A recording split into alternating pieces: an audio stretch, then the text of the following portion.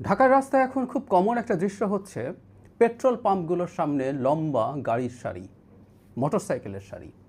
দেখতে মনে হতে পারে ভয়ঙ্কর জ্বালানি সংকটে পড়ে গেছে বাংলাদেশ। আর ব্যাপারটা ঠিক সেরকম না। কিন্তু আমাদের একটু ভেবে দেখা দরকার যে এই প্রেক্ষাপটে আমরা জনগণ যারা আছি আমাদের কি করা দরকার। এই সংকটটা কি আমরাই অনেকটা আমাদের ভয়ের কারণে তৈরি করছি না?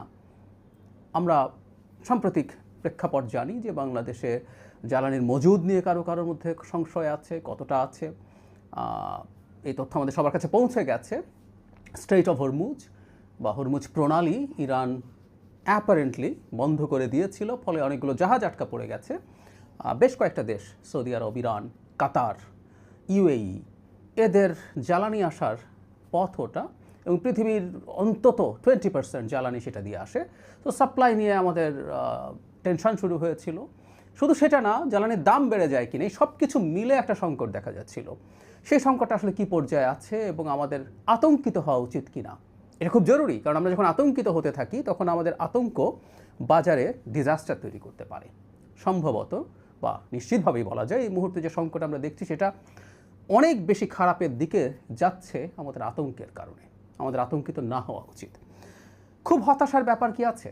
আর প্রথম কথাটা হচ্ছে ঝুঁকি আছে, এতে কোনো সন্দেহ নেই, এবং এই ঝুঁকিটা আমাদের তৈরি না। গ্লোবাল ঝুঁকি যখন তৈরি হবে সেই ঝুঁকির মাসুল আমাদেরকে দিতে হবে। আমি আগেও একদিন বলেছিলাম যে আমাদের সরকার, আমাদের বলতে আমরা যারা এই দল বা এই সরকারে যারা আছি তা না, এই সরকার আমাদের প্রত্যেকটা জনগণের সরকার। জনগণের ম্যান্ডেটে গঠিত যখন সরকার হয় তখন সেই সরকারটা শুধু যারা তাকে ভোট দিয়েছে তারা না, সেই সরকারটা সব জনগণের সরকারে পরিণত হয়। সো এই সরকারটাকে আমি আগেও বলেছি আমরা যেন ওন করি।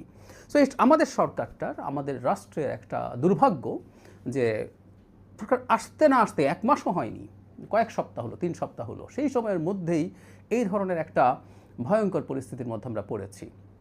কিন্তু এর মধ্যে আমরা আমাদের হাতে যতটুকু আছে, অনেক কিছু আমাদের হাতে নেই, এবং এই হাতে না থাকা জিনিসটি আমরা ইভেন বড় সংকটেও পড়তে পারি। যদিও আমি মনে করি সংকট অত বড় হবে না, কিন্তু পড়তে পারি। কিন্তু এর মধ্যে আমরা যতটুকু পারি আমরা যেন অতটুকু আর খারাপ না করে ফেলি। একটা কথা আছে এরকম, কেউ যদি গর্তে পড়ে তার প্রধান কাজ হচ্ছে বা প্রথম কাজ হচ্ছে গর্তটা আর না খোঁড়া, ওটাকে আর গভীর না করা। সো আমরা গর্তে পড়ে যেতে পারি বা পড়ে গেছি খানিকটা, কিন্তু আমরা যেন সেটা না খুঁড়ি। জ্বালানি দরের প্রেক্ষাপটটা যদি একটু দেখি, সেটা হলো আমরা দেখেছি আমাদের জ্বালানি মন্ত্রী জানিয়েছেন গতকাল যে 2 জাহাজ জ্বালানি তেল এসছে, আমাদের মজুদ বেড়েছে, কিন্তু রেশনিং হবে। এই যে রেশনিং হবে বা রেশনিং হচ্ছে, এটাও কারোর মধ্যে এক ধরনের আতঙ্ক তৈরি করছে। কিন্তু রেশনিং হওয়াটা কেন জরুরি সেটা নিয়েও একটু কথা বলতে চাই।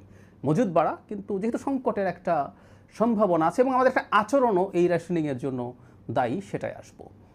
এখন আমাদের ভবিষ্যতে সাপ্লাই কি বাড়ার সম্ভাবনা আছে? উত্তর হচ্ছে আছে। কারণ স্ট্রেইট অফ হরমুজ পুরোপুরি বন্ধ করে রাখার বিরুদ্ধে চায়না অবস্থান নিয়েছিল। চায়না 4-5 দিন আগে থেকেই আমরা নিউজ দেখেছি যে চায়না ইরানের সাথে আলোচনা করছে স্ট্রেইট অফ হরমুজ যেন এভাবে পুরো বন্ধ না করে ফেলে। যদিও বেশ কিছুদিন বন্ধ, কয়েকদিন বন্ধ ছিল, এইটা বন্ধ থাকবে না এটা আশা করার কারণ আছে। কারণ আমরা দেখেছি সম্প্রতি 2-1 দিন আগেই ইরান ঘোষণা করেছে তারা এটা আর ওয়াইড স্প্রেড ব্যান দিচ্ছে না, র্যাদার আমেরিকা এবং ইসরায়েলের সাথে যে জাহাজগুলো তাদের সাথে কানেক্টেড, তাদের ছাড়া অন্য জাহাজগুলোকে তারা ছাড় দেবে। তাহলে আমরা এভাবে বলতে পারি যে ওই স্ট্রেইট অফ হরমুজ দিয়ে সামনে তেল বা এলপিজি, এলএনজি এগুলো ভিন্ন জাহাজে করে আনা যাবে। ফলে বাংলাদেশের বিদ্যুৎ এবং এই পেট্রোলিয়াম পণ্য, আমাদের বিদ্যুতের একটা বড় অংশ এলএনজির সাথে কানেক্টেড, সেই জন্য বিদ্যুতের কথা বলছি, সেগুলো মেজর সংকট তৈরি করবে না। শুধু সেটা না, এইখান দিয়ে পৃথিবীর সারেরও একটা বিরাট পার্সেন্টেজ পরিবাহিত হয়, অ্যারাউন্ড 20-25% আমাদের সারেরও সংকট হওয়ার সম্ভাবনা থাকতে পারত। সো আমরা আশা করি যে আপাতত এই সংকটটা ম্যাসিভ হয়ে যাবে না, কারণ স্ট্রেইট অফ হরমুজ যদি আংশিকভাবেও চালু হয়ে যায়, মানে গ্লোবাল ইকোনমি এরকম ডিজাস্টারে ফেলে দেয়া, বিশেষ করে ইরানের মানে খুবই ক্লোজ মিত্র চায়না প্রচুর ইরানিয়ান ফুয়েলের উপরে ডিপেন্ড করে। চায়নাও এটা এভাবে চাইবে বলে মনে হয় না। অ্যাট দ্য সেম টাইম আরও কিছু স্টেপ, যেমন রাশিয়ার তেল কেনার ব্যাপারে যে পরিমাণে এম্বার্গো ছিল, আমেরিকা সেটা থেকে খানিকটা সরে এসছে, ইন্ডিয়াকে আবারও ছাড় দিচ্ছে তারা রাশিয়ার তেল যেন কেনে, তাতে গ্লোবাল যে সাপ্লাই শর্টেজ আছে সেটা কমে আসবে। এটা একটা দিক।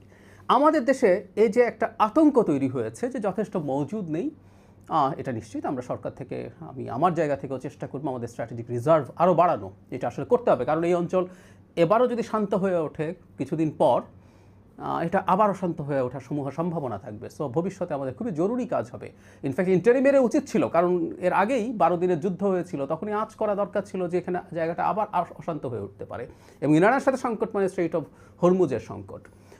তো যাই হোক, সেটা একটা গেল। সো আমরা ভয় পেতে থাকলাম, এবং এই যে ভয়টা আমাদের সংকট তৈরি করছে। ব্যাপারটা এরকম, আমরা যদি ভয় পেতে থাকি, আমরা তখন প্যানিক বাইং বলে যেটাকে, আমরা যা বাজারে যে কোনো কিছু সংকট যখন শোনা যায়, আমরা যদি শুনি যে পেঁয়াজের দাম বাড়ছে, আমরা গিয়ে অনেক পেঁয়াজ কেনা শুরু করি, যত পেঁয়াজ কেনার কথা ছিল না। তো সেটা অত্যন্ত এক্সট্রা একটা ডিমান্ড তৈরি করে। এই ডিমান্ডটা আসলে সিস্টেমটাকে ভেঙে দেয়। বেশ খানিকটা এরকম, আমরা ধরুন ব্যাংকের বিজনেসটা ডিপেন্ড করে, সে মানুষের কাছ থেকে টাকা নেয়, সেই টাকা আবার লোন দেয়, সেই লোনটা দিয়ে ব্যবসা করে সেখান থেকে মানুষকে ইন্টারেস্ট দেয়, এবং সে হিসাব করে মানুষ কী পরিমাণ টাকা এখান থেকে তুলতে চায়, সেই পরিমাণ টাকা সে হাতে রাখে, আর বাকি টাকা তো সে ইনভেস্ট করে ফেলে, অন্যকে লোন দিয়ে দেয়। কিন্তু কোনো একদিন যদি এরকম হয় যে অনেক মানুষ তাদের সব টাকা তুলে নিতে গেল, তাহলে সবচেয়ে ভালো ব্যাংকটাও কলাপস করে। আমাদের রেশনিংয়ের প্রশ্ন কিন্তু এই কারণে আসছে। রেশনিং মানে এই না আমাদের মজুদের অবস্থা খুব খারাপ, আমরা ভবিষ্যৎ দেখতে পাচ্ছি, এবং আমরা ওই যে প্যানিক বাইং করছি। যে মানুষটা তার গাড়ির ট্যাঙ্কে 5 লিটার 10 লিটার তেল নিতেন, তিনি এখন ফুল ট্যাঙ্ক চাইছেন। যিনি বাইক চালাচ্ছেন তিনিও ফুল ট্যাঙ্ক তেল চাইছেন। সেই জিনিসটার কারণে যেটা হয়, আমাদের এই জ্বালানি তেলের যে বিপণন ব্যবস্থা ছিল, সেই বিপণন ব্যবস্থা ডিপেন্ড করেছে আমাদের কী পরিমাণ ডিমান্ড আছে সেটার উপর। যখন মানুষ 2 লিটার 3 লিটার বাইকের জন্য কেনে, 10 লিটার তার অন্য কারের জন্য কিনছে, সেডানের জন্য কিনছে, সেটার উপরে ডিপেন্ড করে। যখন প্রত্যেকে ফুল ট্যাঙ্ক তেল নেওয়া শুরু করে, তখন আমাদের যে ডিস্ট্রিবিউশন এবং সাপ্লাইয়ের যে চেইন আছে, সেটা ভেঙে পড়ার সম্ভাবনা থাকে। সে কারণেই আসলে রেশনিংটা লাগবে। একই সাথে আমাদের রিজার্ভ আছে, কিন্তু আমরা সংকটটা কেমন হয়, সংকটটাকে কি এসকালেট করে, সম্ভাবনা আছে। আমরা দেখেছি এর মধ্যে অত্যন্ত ভয়ঙ্কর একটা ঘটনা ঘটেছে। ইরানের খাবার পানি যে ডিসেলিনেশন প্ল্যান্ট, আমরা জানি মধ্যপ্রাচ্যে যথেষ্ট সুপেয় পানি নেই, সো সমুদ্রের পানিকে লবণাক্ততা মুক্ত করে তারা এটাকে ইউজ করেন খাবার পানি বা অন্যান্য মিষ্টি পানি হিসেবে। এখন যদি পাল্টা অ্যাটাক শুরু হয় মিডল ইস্টের অন্যান্য দেশে, বা এই আলাপ এখনও আছে যে দেখা যাচ্ছে ইরান যেহেতু তার বেশ ভালো স্ট্র্যাটেজিক টার্গেটে হিট করতে পারছে, এবং ইসরায়েল এবং আমেরিকান ইন্টারসেপ্টার যথেষ্ট নেই, মানে যেগুলো দিয়েছে ইনকামিং মিসাইল এবং ড্রোনকে ভূপাতিত করে।